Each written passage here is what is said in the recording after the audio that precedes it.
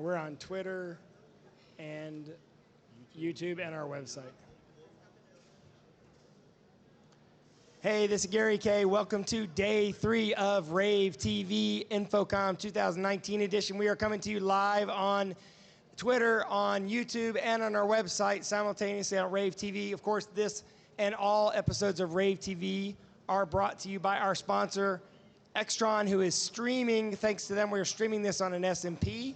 Thank you, Extron, for sponsoring this and for supporting rAVe TV. I am joined today by a few of the rAVers here who have been here all week during InfoComm week. First to my right, Johnny Moda. How you doing, Jody? Alive and well, Gary. Thank you much. How's this show going for you? It's been a great show. I'm excited, and as everyone probably knows from Johnny being on the show a couple of episodes ago, he helped run rAVe Radio. Our rAVe Radio podcast booth was in the Peerless booth this year. Gary Kirk from UNC, and also a raver, blogger, and podcaster. How's it going? Living the dream. Living the dream. He also helped run rAVe Radio, and of course, Victoria Barella. Hey, how's it going? Victoria, podcaster, a blogger, and also a rAVe radioer, and was also in the Peerless AV booth. And I want to thank everyone for joining us. This is day 3 of InfoComm. We have finished shooting videos. We shot, we don't know the exact number yet, probably around 1,700 videos for the week of InfoComm week in 2019 in Orlando. Our next InfoComm show will be in 2020 in Vegas. But for now, we're here to talk about and wrap up the 19 show. Start with Johnny. Johnny, why don't you take the microphone and tell me a couple things you noticed on the show floor. So I went over to rAVe, and they're a huge AV super group, if you will, of brands. And one of the first things I noticed, I went to the rack section, and one of their more popular racks, the BGR series, had an update and a refresh that quickly drew my eye because I saw a lot of plastic. And when you think racks, you don't think plastic. You think metal, sheet metal, and lots of heavy metals in racks. The reason I went to it was because of the plastic, and they had these inserts that you basically, instead of the 1032 screws, they've replaced nearly all of them with this square hole that they use like all their straps for AV extenders and such that just pop in, twist lock, done. And then for the extenders and such with those, same concept, twist lock them in, strap them down, cut them off, and that's it. It's labor saving, it's time saving, it's money saving, and I think it's brilliant, honestly. So Legrand has invented the square hole. Yes, Middle Atlantic specifically, but yes, the square hole. They elevated it. They elevated it to the square plastic hole. And but it was an impressive rack. I wrote a story about it earlier this week. All of our stories about InfoComm are at ravepubs.com/InfoComm2019. Gary Kirk, tell me something that caught your eye today. So there's lots of things to see, lots of things to hear at this place, but the showstoppers for me were the LG transparent OLED and the Samsung wall. When you're standing in front of these things, it is magnificent, and especially that transparent OLED. You and I were talking about it earlier on the podcast. To be able to have that beautiful display, but then it's a window, it's a sign, it's everything. Yeah, and for those of you who don't know the wall is, along with Sony's CLED and now LG, the three of them have a micro LED product where the LEDs are about the thickness of a human hair. And in fact, in the LG product, it's about half the thickness of a human hair. So they're very, very small. So when you look at those screens, 99%, more than 99.9% of the screen is actually painted black. And only 0.1% of the screen is the actual LEDs. That's why when you go to black, they're completely black, and the LEDs are very small, microscopic. I forget the exact micron that is, but it's half the thickness of a human hair, which is pretty small. But when they light up, they're very bright, so you get this very high contrast ratio. Micro LED is certainly the future of our market, LED being the future. Victoria Barella, what about you? So definitely screen innovations. I went over there, and first of all, it's interesting that they put themselves right next to their competitors, by the LED displays, I believe. And one thing that I liked was something that Johnny almost fell through. It was the Flex Glass, made out of plexiglass, and thankfully he was able to demonstrate, so kindly, Johnny, that this display was durable, first off. And second off, it's a rare, rear projection, yes, no hotspots. And no hotspots, yep, and they said that if there's a hotspot, return it back to them, guaranteed. I think that was my favorite one, actually. It was my very favorite too. impressive. One, because it held my weight, and I didn't purposely make that demo, but if you caught a video of it, you're welcome. Well, look, every show seems to have themes that come out based on the technology. And I'll talk about a couple of themes I noticed, and I thought maybe you might want to throw in some themes that you noticed, because you all come from different segments of the market. A couple things I noticed on the show floor, and by the way, thanks to our sponsor, Extron and the S&Ps. They are a sponsor of all of our rAVe TV coverage. One of the themes I noticed was collaboration, and a little bit more collaboration. Obviously, InfoComm's been pushing this and embracing the technology, but now collaboration, and I really kind of think that it comes back to Zoom. I think a lot of people could thank Zoom for simplifying video connectivity. And then, of course, Skype and Microsoft and the Life-Size and Cisco and Poly and them have all also embraced the soft codec systems. They simplified video connectivity, which means that people started using their meeting rooms a lot quicker and a lot more for quick meetings rather than trying to schedule in-person meetings. And that brought along or pushed along a trend towards simplification. And so we saw a lot of simplified or simple collaboration products.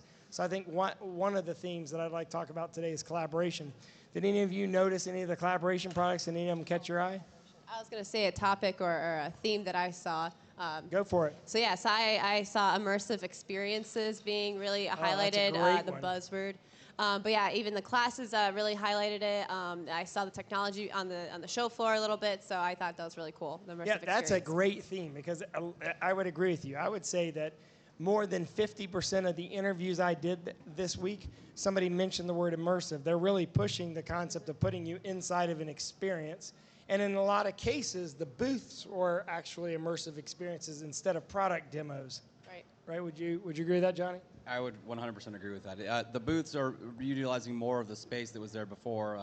One like the transparent displays for retail, where you basically have glass now. It's an advertisement for what you're doing, and interactive. And LG had a really cool interactive transparent touch panel that made the room build what you were working on, which I thought was brilliant for retail spaces. Yep. Gary, what about you? To sort of expand on that, this whole concept of unified connectivity, unified collaboration, that kind of thing, it really is becoming unified, and you're noticing a lot of partnerships building, because one person may really specialize in one product and another person may really specialize in another product. Well, now you're starting to see those people form partnerships rather than being direct competitors with each other. Let one person or one company really excel at making the display versus somebody else making the touch interactive software on the backside of it. Yeah, in fact, a good example of that is Intel with the Unite platform, where they've sort of embraced companies that you would perceive as competitive to the platform to build plugins and add-ons to the product, including wireless collaboration tools as add-ons to the product to make it a better system. Another theme I saw for the show, I wonder if you noticed this, was cloud, putting things in the cloud, taking things from the cloud. We definitely had an experience with Johnny's personal cloud in the last few podcasts, and anyone who was listening live. So. Yes, everything was cloud-based, and if you're listening to Rave Radio, and if you didn't catch it, you can catch it all at ravepubs.com/InfoComm 2019. Go and listen to all those podcasts. I'll wait. Hit Doug up on the 800 number, and you may win a special prize out of Johnny's personal cloud. But you are right. There was a lot of cloud technology, and kind of going back to the UCC section, I think the one thing that really, quote-unquote, tied the room together was Zoom. Everyone is using Zoom, more or less. As I said, Zoom sort of simplified things, and I guess they're kind of like looked at as like this third-party provider to the industry, because all the other video conferencing platforms came from the industry, with the exception of Microsoft Teams, which kind of came from Skype in a lot of ways.